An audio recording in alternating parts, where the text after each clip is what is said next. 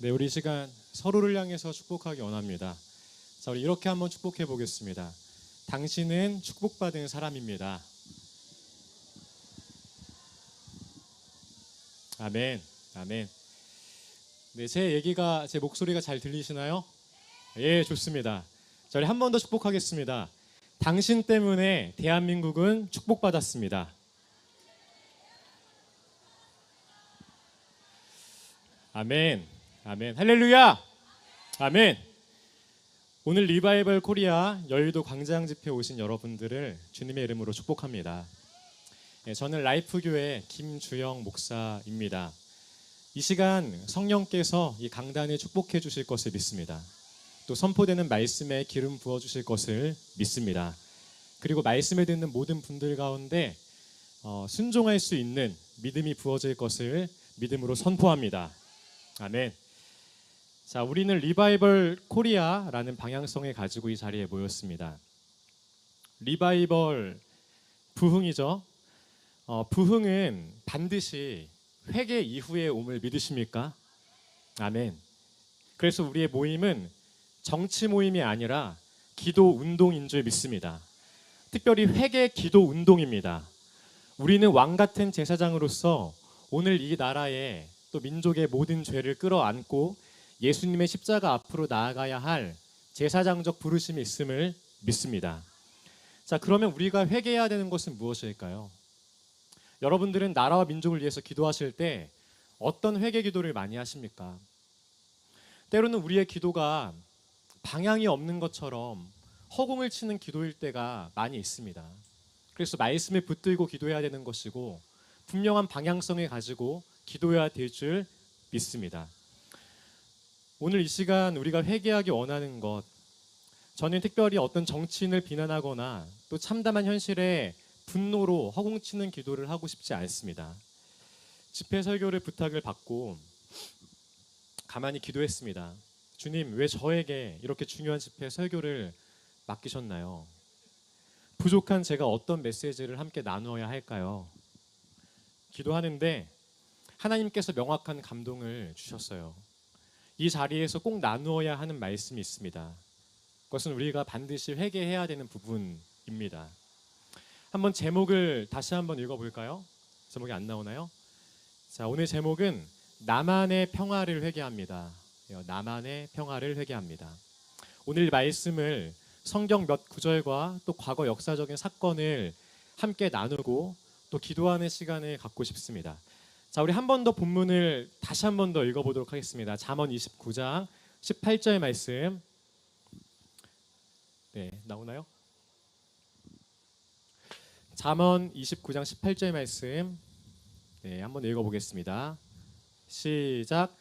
묵시가 없으면 백성이 방자히 행하거니와 율법을 지키는 자는 복이 있느니라. 아멘. 자, 여기서 묵시는 신적인 계시를 말합니다. 그러니까 하나님께서 백성들에게 주시는 비전을 말해요.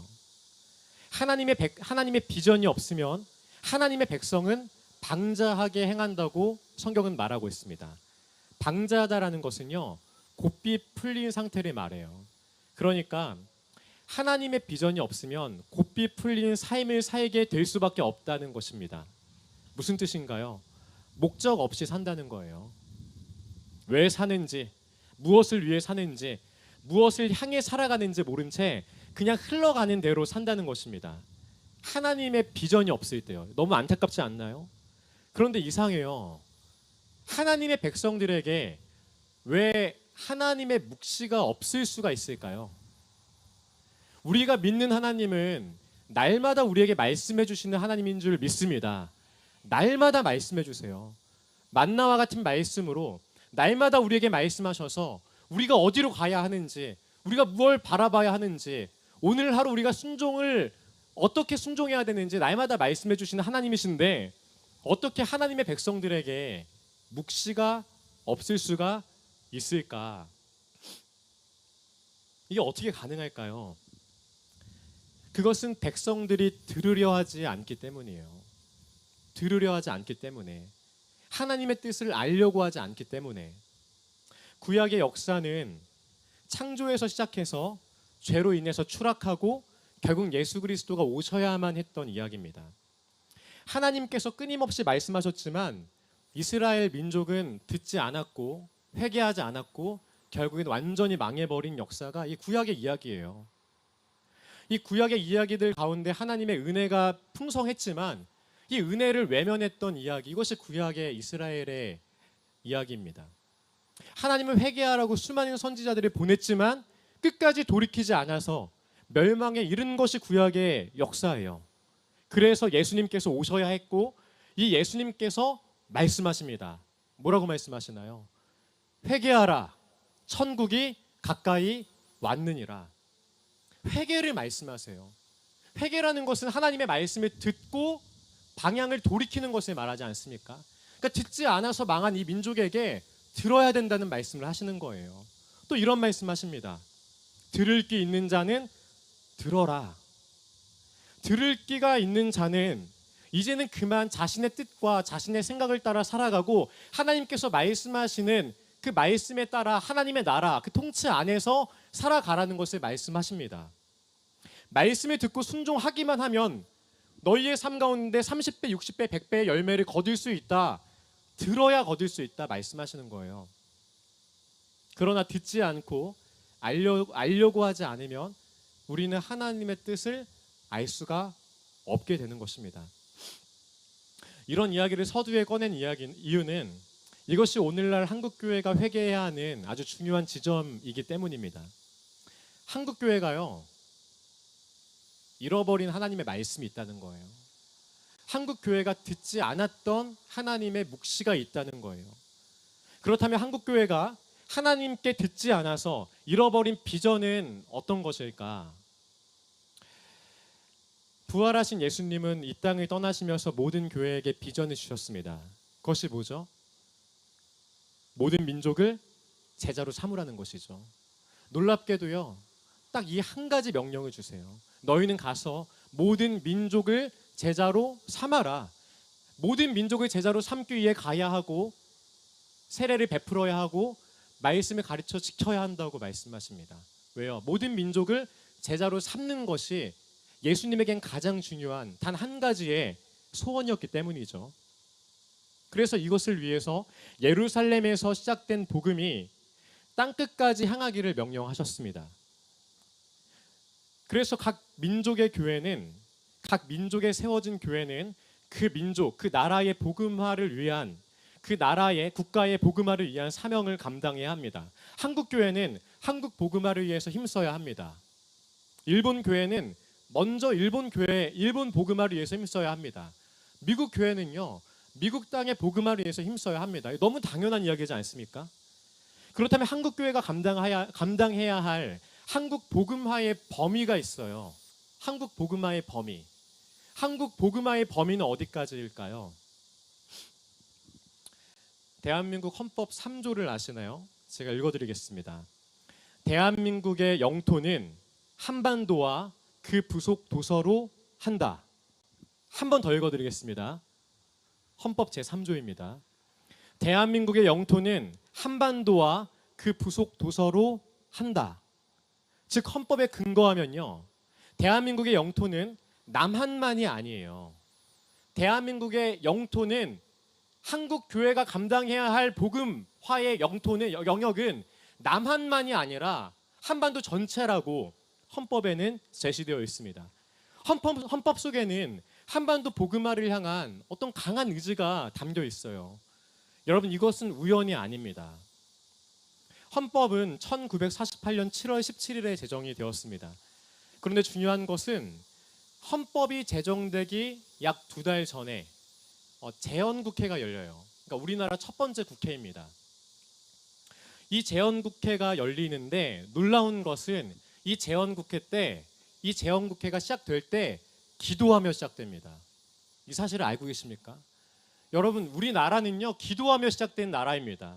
하나님의 분명한 주권과 뜻과 계획 가운데 시작된 나라가 대한민국임을 믿으시기를 바랍니다. 이때 이 기도를 누가 하시냐면 이윤영 의원님이 계시는데 이분이 목사님이셨어요.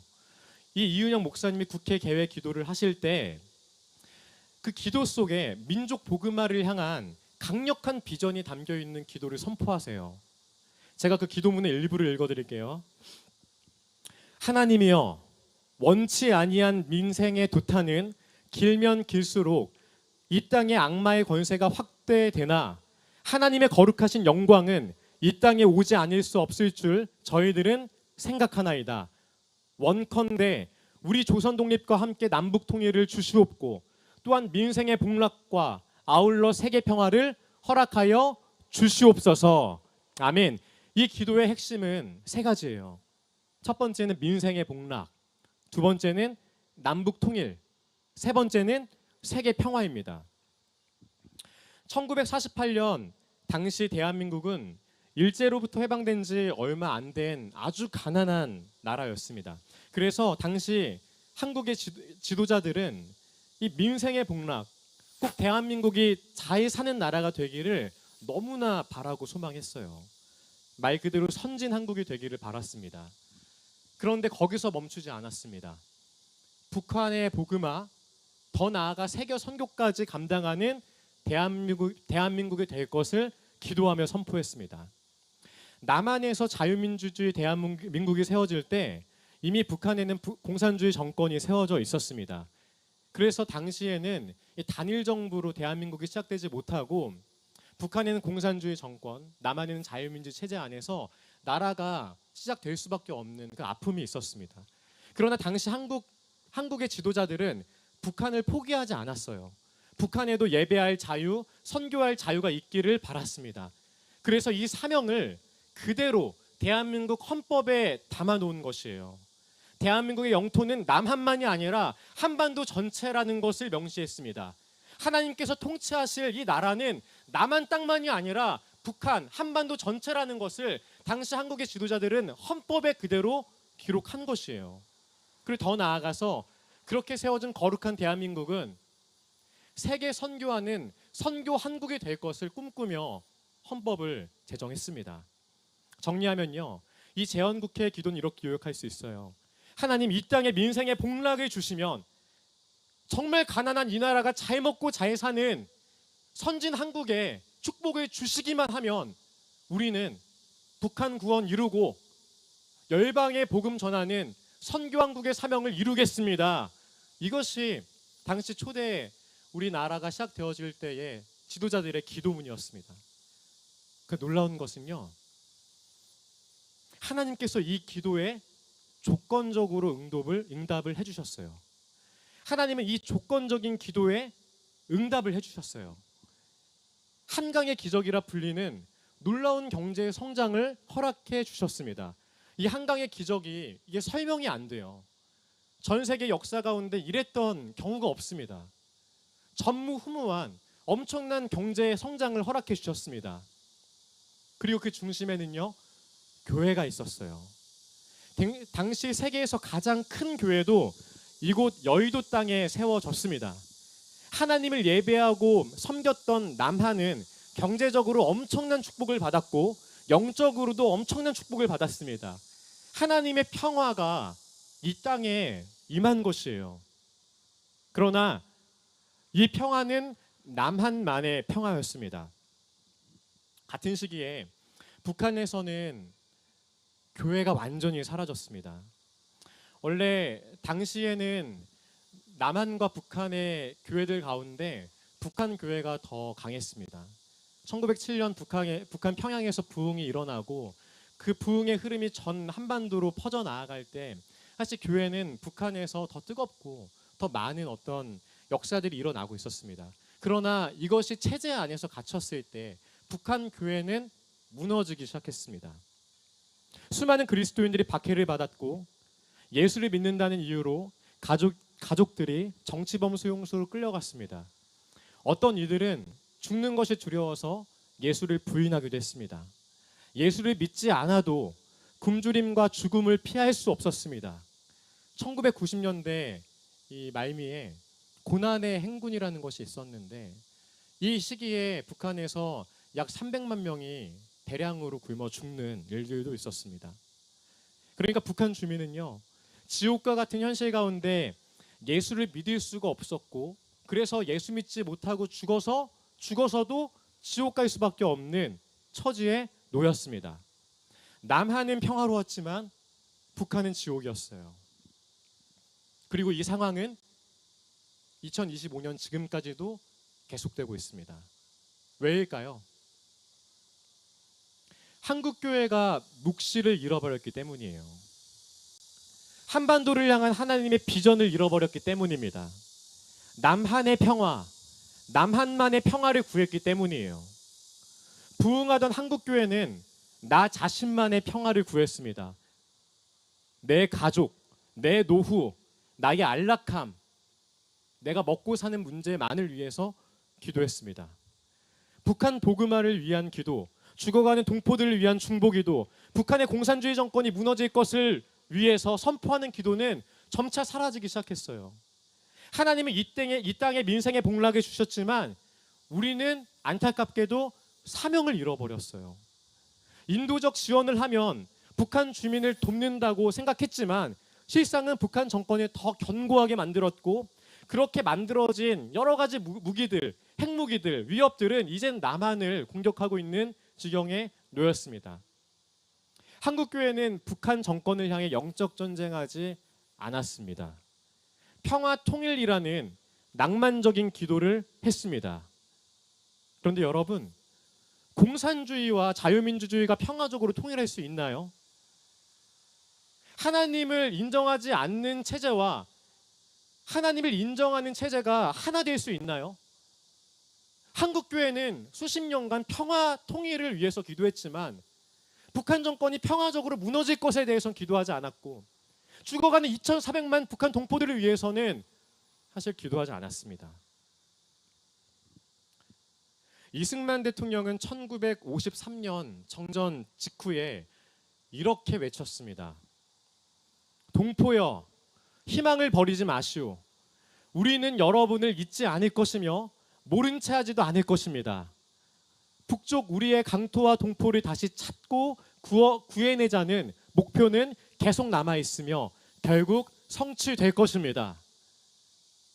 그런데 72년이 지난 지금까지도 한국교회는 하나님께서 명령하신 국가적이고 시대적인 이 사명 가운데 사실은 침묵하고 있습니다.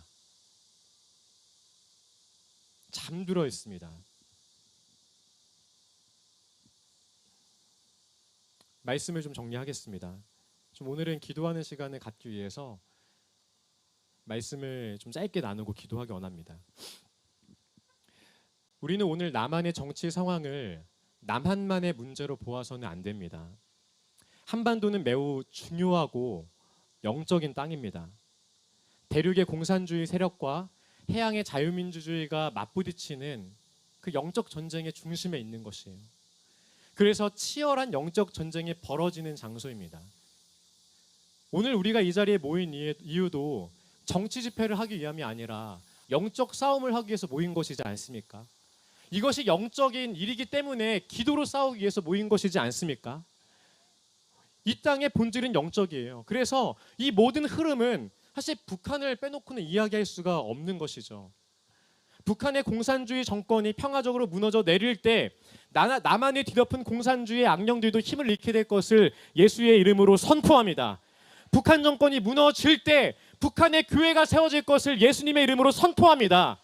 그러므로 우리의 기도는 더 이상 남한만을 위한 기도가 되어서는 안 돼요. 남한의 평화만을 위한 기도가 되어서는 안 됩니다. 우리는 북한 정권과 그 북한 정권 배후에 있는 공산주의, 사회주의, 주체혁명의 악령들을 향해서 예수 그리스도의 이름으로 선포하는 기도가 되어질 줄 믿습니다. 우리가 예수의 이름을 선포할 때에 반드시 북한 정권과 그 공산주의 악령들은 예수의 이름으로 평화적으로 무너질 것을 예수의 이름으로 선포합니다. 우리는 2,400만 북한 동포의 해방과 구원을 위해서 기도해야 할 이 사명을 다시 붙들 것을 선포합니다. 그러면 북한의 공산주의 정권은 반드시 무너지고 그 땅에 교회가 세워지고 그렇게 복음으로 통일된 대한민국은 열방을 향해 세계 순교하는 나라가 될 것을 믿습니다. 저는 작년에 교회를 개척했습니다. 한 가정과 함께 교회를 개척했는데 지금 40명 정도의 청년들이 모이고 있습니다. 90%가 청년이에요. 10대, 20대, 30대 소위 MZ 세대로 말하는 이제 그 주 연령층이 저희 교회 핵심 성도들인데, 제가 가만히 보니까요, 이 다음 세대 MZ 세대 특징이 있더라고요. 특징이 있습니다. 첫 번째는 늘 화나 있어요. 겉으로는 티가 안 나는데 뭔가 그 반항심이 있어요. 그래서 뭔가 본인들이 생각할 때 안 맞는 말, 부당한 말을 들으면 곧바로 반응합니다. 우리가 MZ야 MZ 이렇게 부르잖아요. 그러니까 화가 나 있어요. 그러니까 왜 이렇게 화가 나 있을까 보니까 상처가 많아요. 부모로부터, 가정에서 받은 상처가 많고, 살다 보면서 뭐 얼마 살진 않았는데 10대, 20대 이렇게 올라오면서 부당한 어떤 여러 가지 대우들, 상황들을 만나면서 마음에 상처가 많아요. 그 상처가 건드려지기만 하면은 화를 냅니다. 두 번째 특징은 이들은 별다른 의지가 없어요. 뭐 하고 싶냐 물으면은 뭐 별로 하고 싶은 게 없습니다. 그냥 사는 거예요. 힘이 없고 의지가 없고 하고 싶은 게 없습니다. 그리고 세 번째는 그러다 보니까 별다른 소망이 없어요. 그냥 뭐 꿈이 뭐냐 물으면은 건물주가 꿈이라고 말하고, 일 안 하고 빨리 은퇴해가지고 먹고 사는 게 꿈이라고 말하고. 그런데 이런 MZ들에게 그런 비전이 들어가니까 무섭더라고요. 비전이 들어가니까 무서워요. 비전이 들어가니까 인생을 걸더라고요. 그 비전을 위해서 인생을 걸더라고요. 성령 받은 MZ는 정말 강력하더라고요. 그 비전에 하나님의 나라의 인생을 걸더라고요.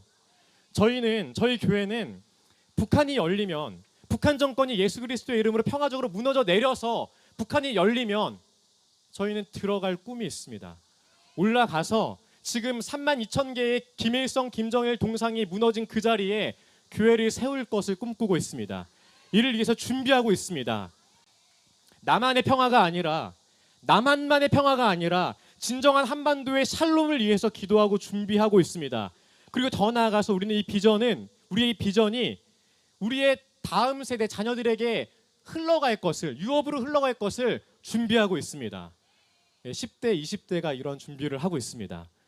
결국 열방을 복음으로 정복할 것을 꿈꾸며 기도하고 있습니다.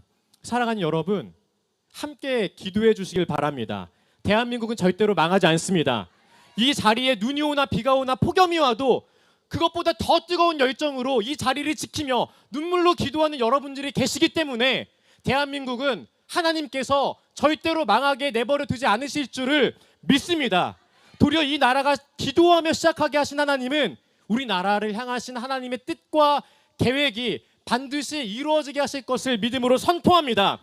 남한만의 평화가 아니라 이 땅의 복음화를 위해서, 진정한 평화를 위해서, 열방의 복음화를 위해서 영적 전쟁하며 함께 나아가시기를 주님의 이름으로 축복합니다. 그러면 북한 정권은 반드시 무너질 것을 예수의 이름으로 선포합니다. 한반도는 복음으로 통일될 것을 믿습니다. 그 사명에 쓰임받는 우리 모두가 되시기를 예수님의 이름으로 축원합니다. 아멘. 우리 하나님께 영광의 박수 올려드리겠습니다. 네, 찬양팀 나와주시고요. 우리 계속해서 기도하기 원합니다.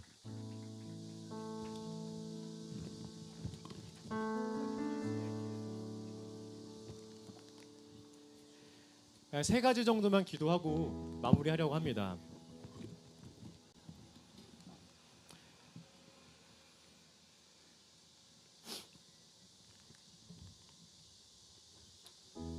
우리 한국교회는 제사장적인 사명이 있어요.